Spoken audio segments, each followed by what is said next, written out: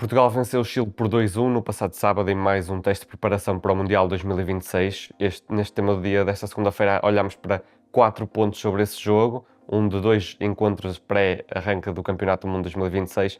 Eu sou o Diogo Organista Pereira, estou aqui com Humberto Ferreira, jornalista 00, e sem mais demora vamos avançar para este tema do dia. Humberto, bom dia. Olá, Diogo. Antes de mais, pergunto-te o que é que mais te surpreendeu nestas escolhas iniciais e não só de Roberto Martínez? Eu diria que foi um bocadinho um jogo escondido de Roberto Martínez, desde logo com as escolhas iniciais, a vermos José Sá a ser o guarda-redes principal, Rui Silva a entrar também na segunda parte, ou seja, Diogo Costa acabou por não jogar. Um meio-campo, eu diria, um bocadinho disruptivo e diferente. Ele quis encaixar de alguma forma Bernardo Silva e também Bruno Fernandes, metendo Samu Costa a ser uma espécie de líbero, um pivô a vir bem cá atrás e a construir no meio dos centrais. Não parece que seja propriamente esta a ideia que Roberto Martínez tenha para o Campeonato do Mundo. Teve naturalmente que fazer alguns ajustes à esquerda, porque Nuno Mendes parece-me claro que será o lateral titular. E há esta dúvida também de quem é que vai jogar nas duas alas, e eu acho que o selecionador português quis testar coisas diferentes, num jogo diferente. Curiosamente, se pensarmos que o Chile é um adversário que possa encaixar no perfil da Colômbia, Portugal vai jogar com a Colômbia no último jogo da fase de grupos, ou seja, poderemos até olhar aqui na expectativa, e eu colocando-me aqui um bocadinho na cabeça de Roberto Martínez, se Portugal vencer os 2 primeiros jogos, chegará ao terceiro jogo já com a qualificação arrumada e, portanto, este até pode ser um perfil de equipa que possa entrar nesse tipo de jogos. Ainda assim, eu acho que o selecionador português quis esconder um bocado a estratégia, porque há 4 peças nucleares da equipa portuguesa que não jogaram em virtude das suas participações no campeonato da Liga dos Campeões. Estamos a falar concretamente de Vitinha, João Neves, Nuno Mendes e também Gonçalo Ramos. Mateus Nunes ficou de fora, mas com um problema gástrico. E eu acho que estas 4 peças vão ser muito importantes no motor do jogo de Portugal. E não havendo forma de os testar, o selecionador português quis optar por uma outra vertente de equipa, abordando o jogo de uma outra forma. Eu acho que tira ilações muito positivas, não só no período em que teve com 10 jogadores, como no período que teve com 11 jogadores, assim como no período que teve com 10 jogadores. Portugal foi amplamente dominador frente à equipa do Chile. Fica sempre aqui estas ressalvas na forma como sofreu o golo, como se expôs defensivamente na segunda parte, que serve de alerta principalmente para os erros que não podem ser cometidos no Campeonato do Mundo, mas eu acho que as grandes ilações que podemos tirar é que é literalmente um teste de segundas linhas que o selecionador português quis fazer. Parece-me que o 11 titular de Portugal pode ter bastantes oscilações para o início da competição, e iremos ver com certeza no jogo frente à Nigéria essas oscilações. Humberto, a nível individual, Rafael Leão até estava a ser um dos mais esclarecidos, por assim dizer, pela esquerda, mas acabou por estar envolvido num dos lances que marca o jogo, já que falaste que sim, ambas as seleções jogaram com 10 durante bastante tempo. Rafael Leão envolveu-se aqui numa troca de argumentos, acabou por receber cartão vermelho. Na tua opinião, este lance, esta expulsão, deve servir de reflexão para todas as partes? Sim, bastante, porque se pensarmos, os principais jogadores, as principais seleções, os principais intervenientes vão ser, perdoa-me aqui a expressão, atiçados bastante durante toda a competição. E muitas das vezes é preciso, ainda por cima num campeonato do mundo que vai ser disputado muitas das vezes a altas temperaturas, baixar o sangue, colocar o sangue frio, respirar 30 vezes ou 40 vezes, que foi coisa que o Rafael Leão acabou por não fazer naquele lance, em que nem teve com ele a origem do lance, teve com o João Cancelo. Naturalmente, aquele espírito corporativo é algo muito importante e que vemos sempre nos jogos de futebol e não foi exceção.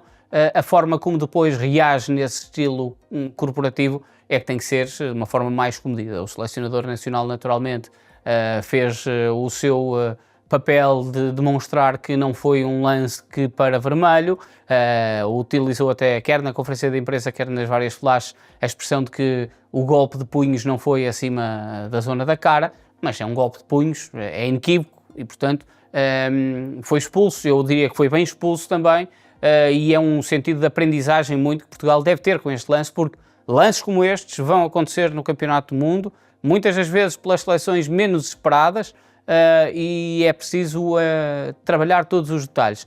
Houve um jogador que disse, eu julgo que até foi o Gonçalo Guedes, que falou numa flash precisamente sobre o facto da equipa não estar habituada a treinar com 10 jogadores e a jogar com 10 jogadores. Portanto, ninguém está talhado para preparar um jogo e muitas das vezes até, nomeadamente noutro tipo de esportes, os treinadores gostam muito de treinar as inferioridades numéricas ou as superioridades numéricas. No futebol isso não é muito comum e quando temos um jogador a evidenciar isso é sintomático da forma como Portugal tem trabalhado e da forma como este lance pode servir de alerta para a concentração grupal sobre o que Portugal vai encontrar neste Campeonato do Mundo. Não tínhamos dúvidas que em certos momentos nos jogos vai ser literalmente uma selva e, portanto, é preciso baixar muitas das vezes o lado emocional para que o lado racional possa fazer com que Portugal seja mais forte que os adversários e acho que este lance vai ser amigo para essa preparação.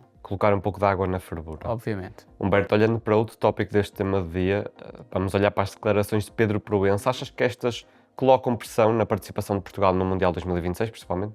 Eu diria que são desnecessárias. É óbvio que são declarações que vêm no índolo de questões que são feitas, mas o próprio Presidente da Federação Portuguesa de Futebol dispôs-se a dar essas declarações e, portanto, todos nós sabemos o nível que Portugal quer colocar neste Mundial, coloca neste Mundial. Portugal venceu a Liga das Nações, Portugal tem uma das melhores gerações da história que teve em todo o seu percurso da Seleção Nacional. Ouvimos os jogadores dizer constantemente nas conferências de imprensa que Portugal é candidato, não é favorito, porque os favoritos são as seleções que já ganharam o Campeonato do Mundo. Portanto, o alinhamento comunicacional está feito. Não é preciso o Presidente da Federação Portuguesa de Futebol vir dizer que um patamar mínimo os quartos de final. Até porque essas declarações podem trazer depois alguns, eu não diria dissabores, mas uma forma depois de abordar o futuro de forma diferente. Porque Roberto Martínez está em fim de contrato, há muito que se fala na opinião pública que Pedro Proença estuda uma alternativa a Roberto Martínez no fim deste ciclo, e se Roberto Martínez chegar às meias finais já está a superar aquilo que o Presidente da Federação Portuguesa de Futebol disse como sendo patamar mínimo que era chegar aos quartos de final. Portanto, o próprio selecionador nacional respondeu a essas declarações de uma forma muito diplomática, mas não deixa de criar um frisson desnecessário no meio desta história em que os jogadores, o selecionador, todo o grupo da Seleção Nacional não foge à questão de Portugal ser candidato e o Presidente da Federação Portuguesa de Futebol vem dizer que o mínimo é chegar aos quartos de final, tudo o que seja abaixo disso é uma participação fraca de parte de Portugal. Eu diria que todos os portugueses alinham nesta ideia e é algo que, se perguntarmos na opinião pública, no Vox Pop, grande parte das pessoas vão dizer. Ser o Presidente da Federação Portuguesa de Futebol a dizê-lo é algo que ganha uma dimensão completamente diferente e muito maior e, portanto, eu acho que foi desnecessário esse patamar. Eu não diria que coloca mais pressão, mas foi desnecessária colocar um patamar mínimo nos quartos de final quando ouvimos os jogadores a não fugir à questão de quererem sonhar alto. O próprio selecionador nacional deu uma entrevista à DAZN em que colocou como desejo regressar apenas no dia 19 de julho a Portugal. Portanto, parece-me óbvio onde está a linha do limite que Portugal coloca para este Mundial. Humberto, este jogo foi disputado no Jamor. Portugal vai disputar outro jogo em solo português, em Leiria, e isto levantou um tema sobre se Portugal já deveria ou não estar nos Estados Unidos. Claro. Muitas seleções têm tido dificuldades em adaptação ao clima ou à umidade. Por isso eu pergunto-te, Humberto, se achas que esta chegada tardia, por assim dizer, pode ser prejudicial? Achas que Portugal já devia de lá estar nos Estados Unidos, no continente americano? Eu diria que é preciso confiar no processo e no planeamento. E se o selecionador nacional disse que sente que a seleção consegue trabalhar melhor, estando na cidade de futebol, com tudo o que a cidade de futebol oferece aos jogadores, há que confiar neste processo.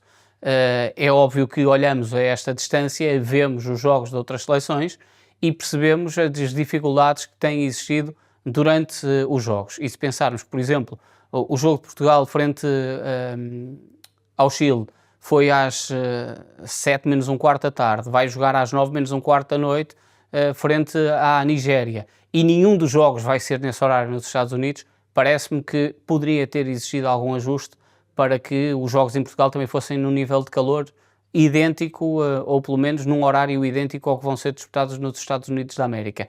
No entanto, a Seleção Nacional acredita que os 5 dias que vai ter antes da competição serão suficientes. Portugal vai viajar dia 12, tem o primeiro jogo a 17 de junho, e eu diria que quem planeia tem todos estes fatores bem balizados e bem definidos para o que vai acontecer com a Seleção Nacional. Portanto, eu quero acreditar que não é necessário ir mais cedo, porque se quem planeia conseguiu pensar em todos esses fatores, temos de acreditar que é porque pensaram bem e decidiram da igual medida. É certo que quem chegou já e aquilo que temos visto são algumas dificuldades de adaptação, ao clima principalmente, mas é possível, ou queremos acreditar, que o que está pensado e definido vai ser suficiente para que Portugal possa também passar por essas maleitas e por esses problemas e superá-los sem dificuldade. Teremos de esperar pelo arranque deste Mundial 2026 para ver como é que corre. Por isso, obrigado Humberto, obrigado a todos que assistiram a este episódio. Esta segunda-feira há muito para oferecer. Começo por recomendar um novo episódio do nosso Negócio e Mistério. Novo episódio, uma nova temporada dedicada a exibições de jogadores em mundiais e depois olhar um bocadinho sobre a carreira deles, se foi positiva ou negativa. Teremos de ver em cada episódio com Humberto Ferreira e Vasco Sousa. Além disso, há o primeiro episódio de Ataque Rápido dedicado ao Mundial 2026. Podem passar pelas nossas plataformas para assistir. E ainda um novo episódio do Mercado Flash dedicado a todas as novidades fresquinhas sobre este mercado de transferências que se avizinha. Como sempre, fique connosco, fique com o 00.